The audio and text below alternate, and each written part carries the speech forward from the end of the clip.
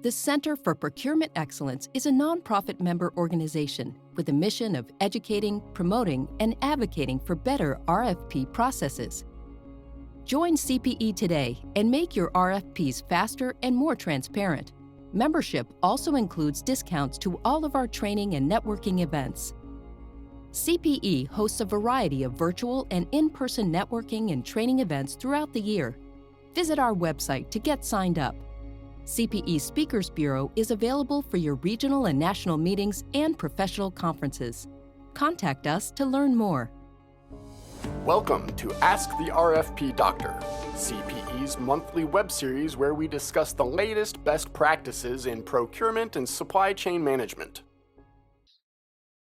How can we craft better questions for our vendors in the RFPs? Hold on one moment.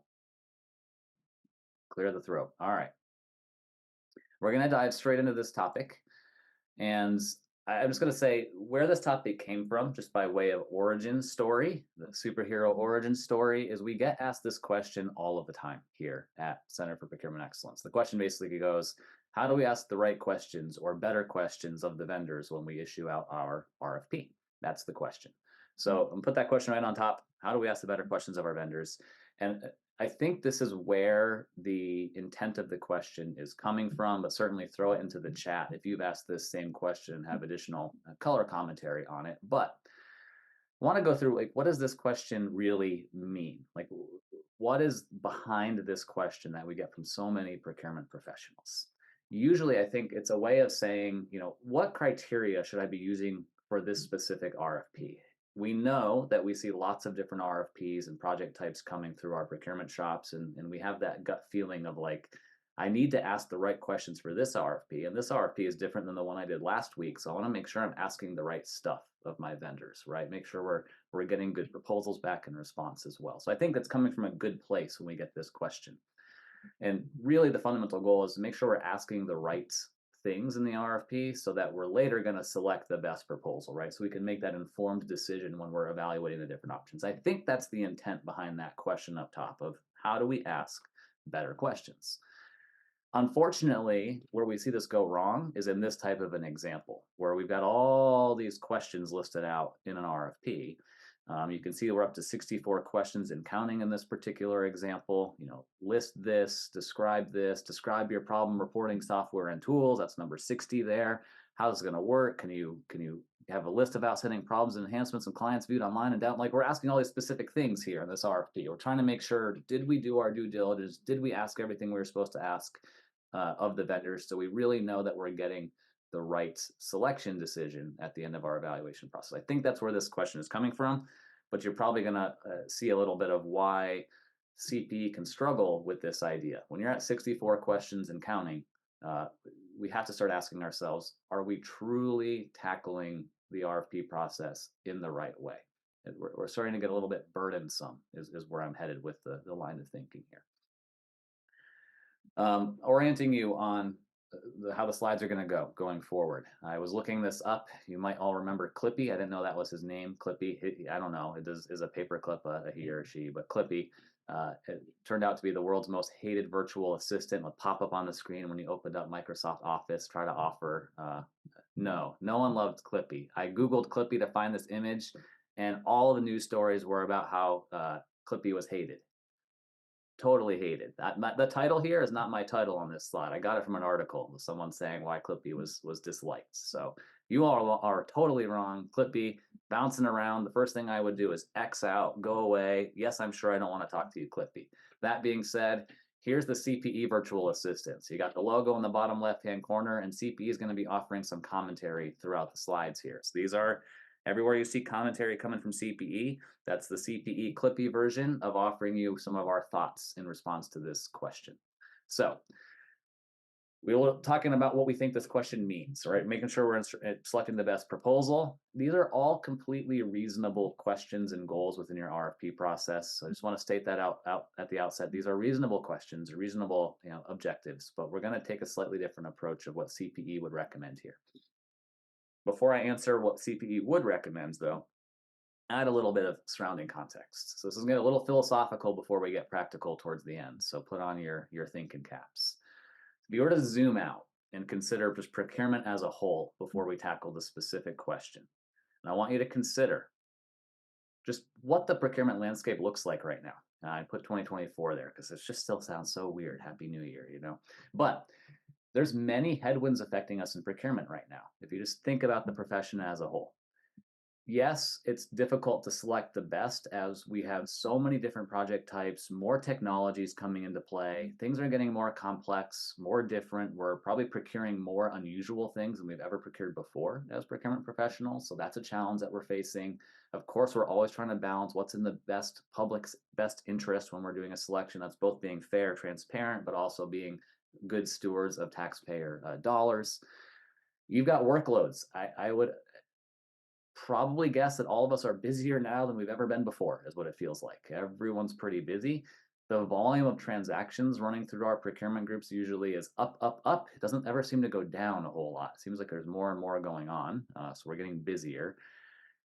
Sometimes we're wearing more and more hats and our duties are expanding across the procurement group. We're trying to do more and more. For example, Jake and I are doing a research study for NASPO right now on DEI programs and the designated business enterprise programs, and now that's getting embedded oftentimes in procurement offices. That's a whole huge undertaking and endeavor that we're adding to our scope for good reason, but it's more work. Therefore, we've got to do more with less. We've got to be more efficient. Efficiency is a huge concern now. Of course, the ever-present need for speed in our RFPs, right? We're always getting pushed by our internal users and clients to go faster and faster and faster. And of course, that's offset or exacerbated by the fact that we're always starting late. It's always like, oh, can I procure this yesterday? I meant to send you this request 3 months ago, but I need to select it now. And so that need for speed is huge. We talked about complexity. Things are getting more and more complex out there. And then dun, dun, dun, the big behemoth in the room, the gorilla in the room is workforce. We're probably, what we're seeing across the country at CPE is increased turnover, increased poaching from the public sector going to the private sector, a lot of need for ramping up new procurement staff, training. All this is a challenge. And as soon as you get someone trained up, sometimes it feels like they're out the door and onto somewhere else, and you're starting from scratch. So all of these are big, big challenges in procurement, right? So, and there's more that we could talk about. But the main point I want to make here is there's many priorities that we're trying to juggle in the procurement office, right? We're walking this tightrope, we're juggling on a unicycle, whatever you want to say. There's a lot going on. So that balancing act of all these competing challenges does in fact relate to this question today of how can we write the best questions for our vendors? Because we need to prioritize. We do need to put this in context to say this may not be the number one most important question of all time in procurement. This is not necessarily the make or break questions. I just want to caution us there. Other things like workforce challenges and training and speed and all of that are probably more important if you're putting them on a rank order list. So our advice from CPE is you can't drill to the center of the earth in every single instance, in every single RFP, and every single evaluation criteria. That's probably the wrong direction. And I'm going to rephrase this question up top a little bit more as well. What this question is ultimately saying is it assumes that the client is the subject matter expert, literally in every RFP, for every good service, technology, project, etc., that we need to go and figure out the exact right question to ask to make sure that we've selected the right proposal. And what CPE is going to come in and say is this may not be very realistic, especially given those broader headwinds of all these competing challenges we're trying to prioritize. We just can't spend that much time becoming the true subject matter expert in every single RFP to know the exact right questions to ask. It's not even a reasonable objective or a goal is going to be our main take on this question.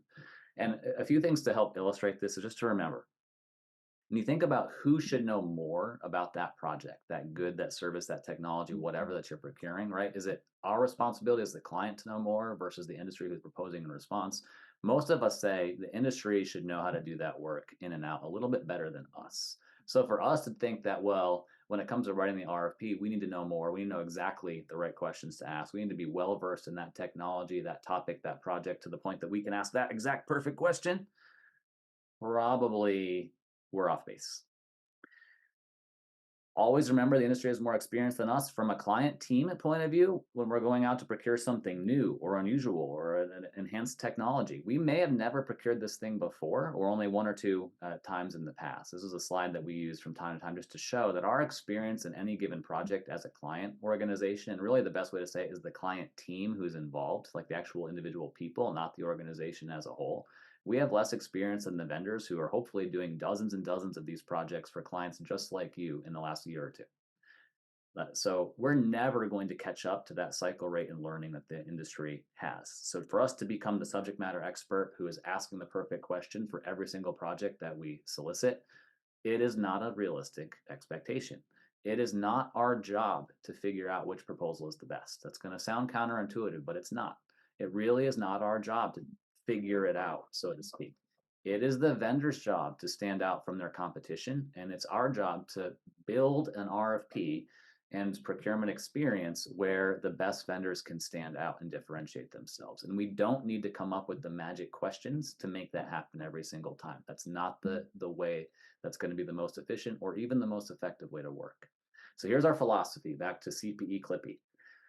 Perfection is the enemy of good enough in RFPs. We don't need the perfect questions. We're not trying to write the perfect question tailored every single time to every project. It's not the right way to go. What we're going to recommend instead is focusing on good, solid foundational criteria that can fit with most RFPs. And obviously, you'll do some tweaks.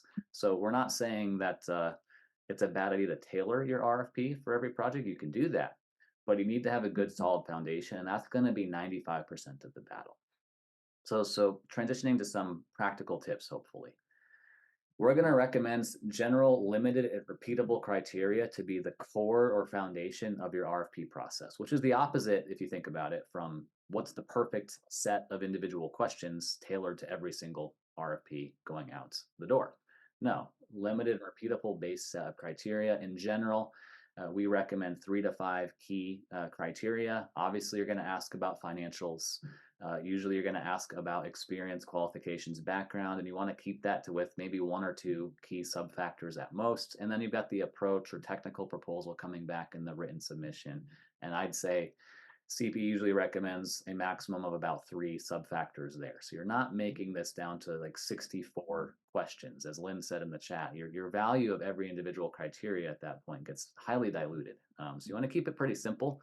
Pretty streamlined is the general recommendation. And of course, if you throw in interviews or technology demos on top of this later on, that's something that would supplement these criteria shown on the screen. So keep it simple as the first practical tip. And it's usually those areas. Some of you have seen our case studies before in some of our RFP classes about client groups asking tons and tons of things. This was an example of 14 different submission criteria and how that the number 14 there, the safety plan, was more than 350 pages long on average. Just brutal. It's brutal for all involved, and it didn't result in a meaningful differentiation or selection outcome in that particular project. So some of you may recall that in other courses, but keep it more limited. Don't ask 14 things and for hundreds of pages. The other thing is we are actually big fans at CPE of open-ended questions as part of your evaluation process. What we mean by open-ended questions is you don't need to write some specific gotcha question. Hey, how are you going to do this specific thing in the scope when you're talking to the vendors? That's not the right way to think about it. And when you ask an open-ended question, the mere boundary of where the vendor goes in their answers, like where they start and stop, is very valuable because it tells you what they in their mind are truly thinking is included with respect to that topic. Where they start and stop their answer kind of tells you what they think is even in view, and that tells you a lot as well. So in other words, the things they don't mention also become valuable to you. And you have time in an RFP process to cross-examine. So if your standard or baseline evaluation criteria, if you're feeling like they're not getting you enough information and the vendors are not differentiating themselves, well, then you've got 2 ways you can go. Way number 1 is, if you still can't differentiate, well, way number 1 is you can always cross-examine, go to the interviews, go to the demos, things like that. And then way number 2 is if you're still unable to differentiate, then worst case, you select the cheapest. Not our goal, but I mean, that's kind of the worst case outcome in some of the RFPs as well. We couldn't really tell a difference, so kind of give them the same score and move forward. Give you a couple examples of just standard type of questions you can ask. So again, keeping it in simple sub-factors here. Experience, basically your goal when you're asking about experience is to ensure that you're not a guinea pig. That's really what you're trying to do, making sure it's not you're not going to be the learning opportunity for that vendor. So you can ask some simple questions about what's most similar that they've done in the past. There's different ways of doing this, both quantitative and qualitatively. So we could talk about that. But that's kind of the basic idea, is making sure we're not the guinea pig. That's really what you're trying to accomplish. And then ideally, you're getting the most qualified as well.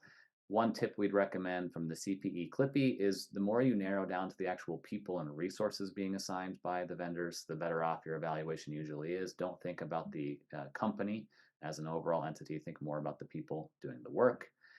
We do like to ask about approach and basically how the vendor is going to do their job and deliver your scope.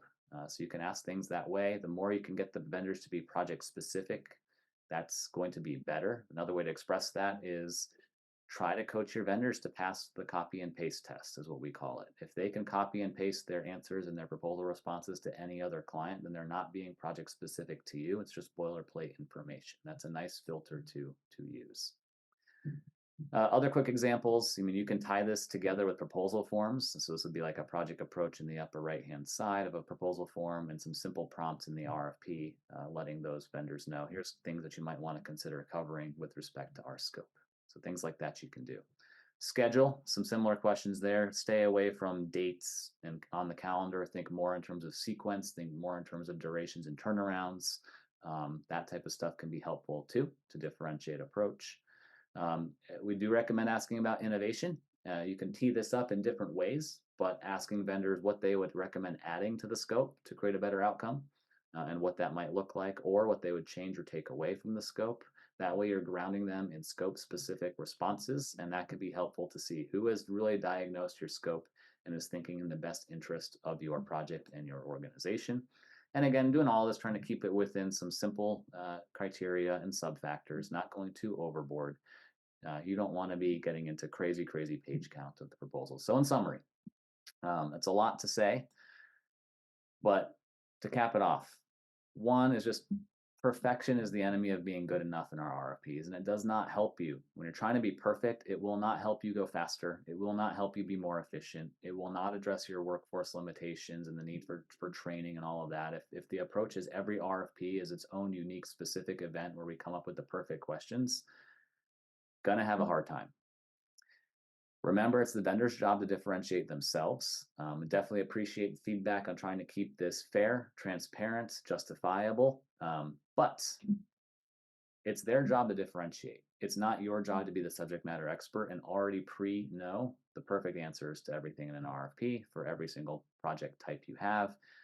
The way to get started is have a solid base set of criteria rather than thinking about coming up with the perfect questions every step of the way. And remember, you do always have opportunities in the RFP process to follow up, to verify, to confirm, to clarify. There's multiple ways to do that throughout.